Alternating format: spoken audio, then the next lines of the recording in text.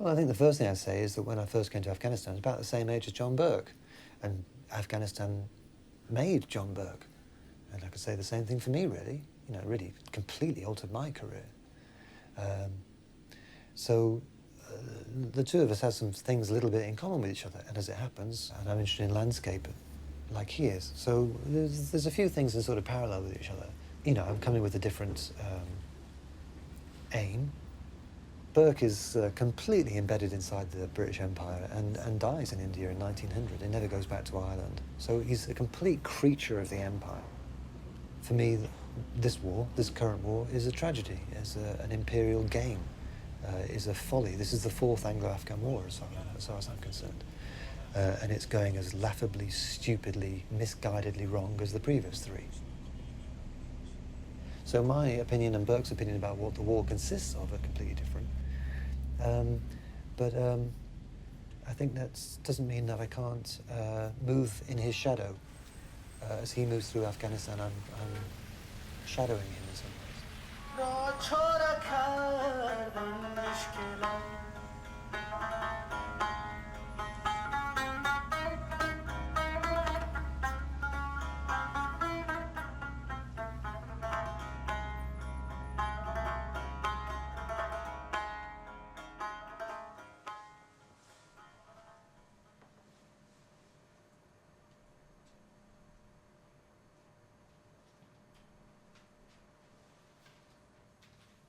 Burke was a successful commercial photographer, and clearly the outbreak of the Afghan war represented a commercial opportunity for him. It represented an opportunity to photograph a country that had received no photographic coverage, essentially, up till that time.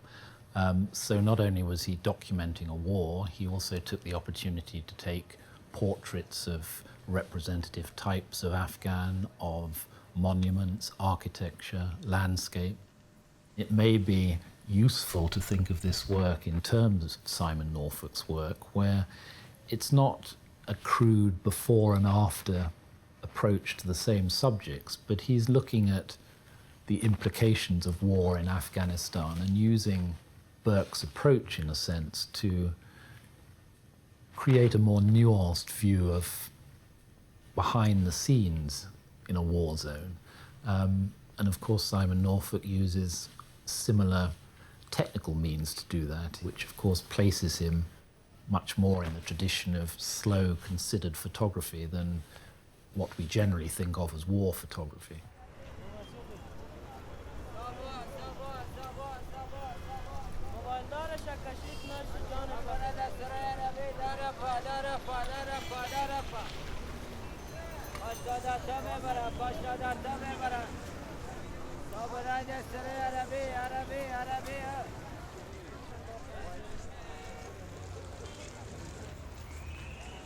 I was told you couldn't go and walk around freely in the city in Kabul.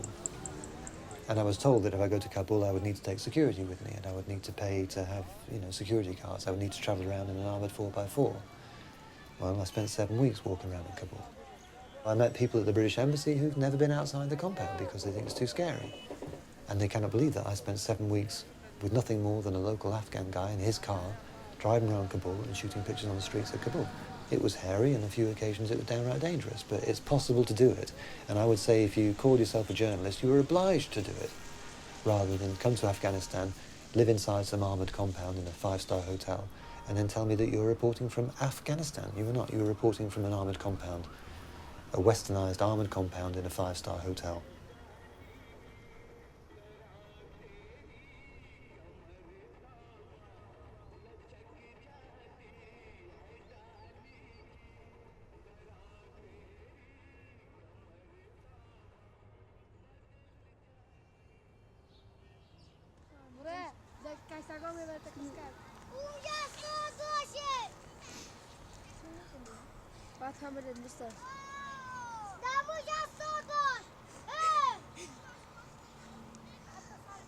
I wanted to try and find myself some of the places where Burke may have been, more as a sort of romantic gesture of following in his footsteps rather than a scientific optical process.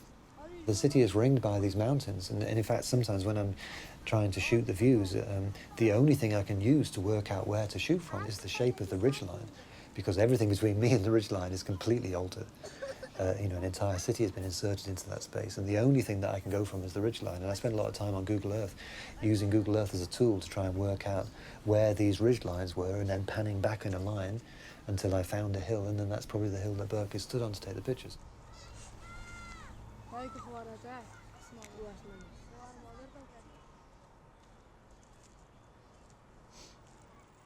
Well, I first came across Burke when I was at the National Museum of Photography in Bradford, National Media Museum in Bradford, and they have one album of the very early part of Burke's work, 1879, the first part of the Afghan War.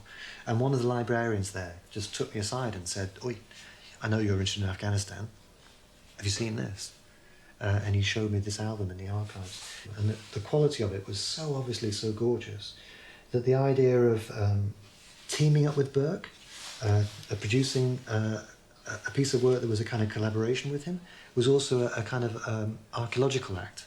It was almost as if you'd found something in Afghanistan in the earth. That you'd had to chisel something out of the rock face and blow the dust off it and rediscover this thing in a sort of archaeological way, or even like a sort of piece of forensic evidence of a crime. It is an evidence of a crime. So it's that sort of forensic archaeological thing that interests me a great deal. That idea of discovering this thing in Afghanistan, blowing the dust off and bringing it back to an international audience in a big gallery. It amuses me enormously that 111 years after Burke's death, he's getting his first major show in the UK. All of the same stuff that was happening in 1840, in 1880, in 1919, and the Third Anglo-Afghan War, and nowadays it's just like a history repeating itself time and time again. Burke's relationship with imperialism is that he's an Irishman, he's a Catholic, he probably has a thick Irish accent, and he's a tradesman. And so that places him in a completely different position vis-a-vis the British imperial class system.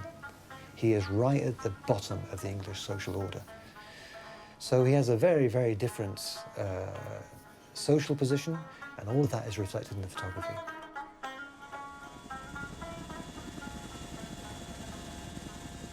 The comparator that really excites me is between the work that John Burke is producing in 1879 and the work that is pouring out like some kind of, sewer pipe with a crack in the side of it, which is the kind of billion pictures per hour of modern photojournalism which is coming out of this country.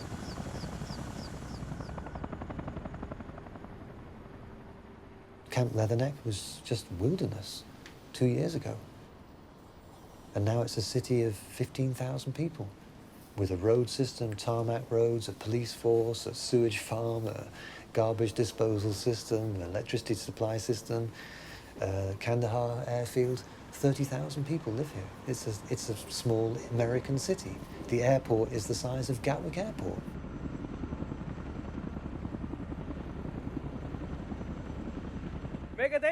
شما از پشت موضع کار میکنه موضع اینجا نصب کردگی است مگر اون طرف که میره اونجا موضع چیز نیست همون تو دشت کار میکنه شما I want you guys to notice here how when one Marine is running to the next cover, another Marine is shooting. That's how you guys need to be as well.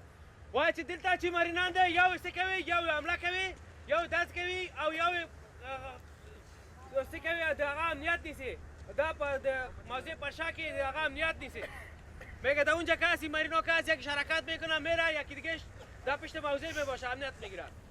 Are we ready?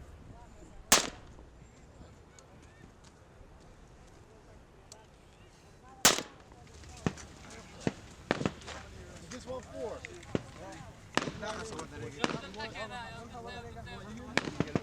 myself, we're gonna grab the feature. Farko! Damage the target! Nakabandi! Okay, all right, so if I could have you looking this way here. And if you could look over here. I think if you look in the lens, would be quite good. And if you could look over towards the Jeep. If you could look over towards the Jeep as well. If you could look at Lieutenant. And if you could look a little bit high, like this. It's here.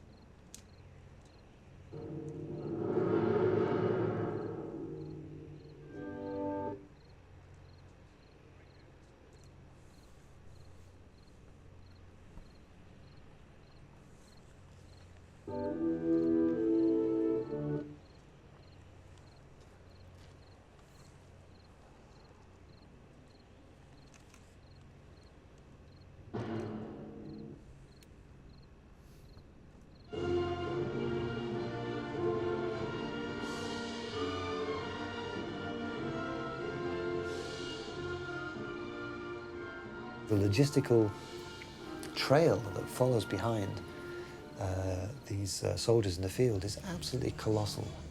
You get the impression of these armies, these modern armies, as these vast, logistical, monstrous caravans carrying all of this technological wealth into these countries, surrounding it with barbed wire and waiting to find a reason to use it.